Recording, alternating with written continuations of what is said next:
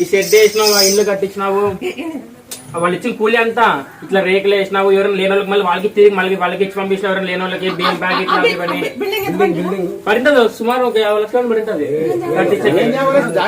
దండిగా పడ్డాలి అమ్మా. అంత నువ్వు కట్టించినావు కదా, అంతే అంత నువ్వే కట్టించినావు, అంతే నువ్వే చేసినావు. ఇంకా మా కోసమే కదా చేసింది, నువ్వు నీ కోసం కాదు కదా, మా కోసమే కదా. అంతమంది కూర్చుంటే అంత కూర్చొని ఒక్కొక్క పాట 3 మంది కూర్చొని తింటుంది. వాళ్ళ మంది మా కోసమే కదా జాబ్ చేసే. మళ్ళీ జై శ్రీరామ్, జై శ్రీరామ్, జై శ్రీరామ్, జై శ్రీరామ్, జై శ్రీరామ్, జై శ్రీరామ్, జై శ్రీరామ్, జై శ్రీరామ్. చక్కగా అట్లా బిగి ఇక్కడ చక్కగా జై జై శ్రీరామ్, జై శ్రీరామ్, జై శ్రీరామ్, జై శ్రీరామ్, జై శ్రీరామ్, జై శ్రీరామ్, జై శ్రీరామ్, జై శ్రీరామ్, జై శ్రీరామ్, జై శ్రీరామ్, జై శ్రీరామ్, జై శ్రీరామ్. ఆ చెయ్యి కాదు బిరుందా ఇప్పుడు తక్కువ అనిపిస్తుంది. మీద లేస్తుంది, ఇది జర మీద లేస్తుంది.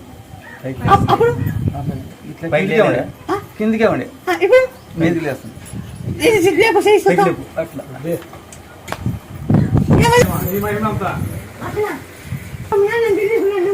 లేస్తుంది.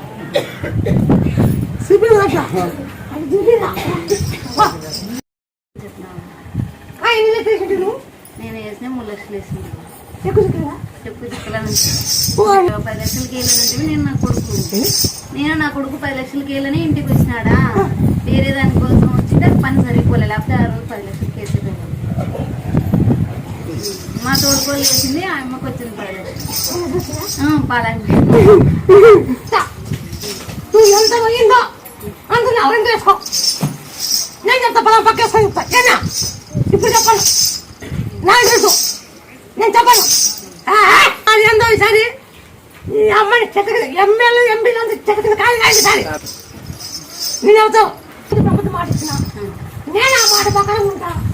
నువ్వు నన్ను నమ్మే మార్పు ఉంది కదా, మార్పు ఉందంటే ఉంది, మార్పు ఉంది. నేను దేనిలా రాబట్టి నాకు ఇల్లు కట్టించుకున్నా, నాకు అన్ని పంటలు పండుతున్నాయి, అన్ని చేసుకుంటున్నా లేవా, నువ్వు చెప్పినట్లు నేను చేసుకుంటున్నా. నాకు బాగుంది లేవా, నేను బాగుపోయినా లేవా, మళ్ళీ బాగుపడలేదు. ఎప్పుడు నీ కొడుకు జాబ్ వచ్చిందంటే నీ కొడుకు నువ్వు బాగుపడట్లే. జాబులు వస్తాయి, ఎక్కడెక్కడ పెద్ద జీతం ఉంటుంది, ఎక్కడెక్కడ పెద్ద జీతమే. బాగా గుర్తుపెట్టుకో. ఆ గల్ఫీల్లో జర్మనీ పిల్లలు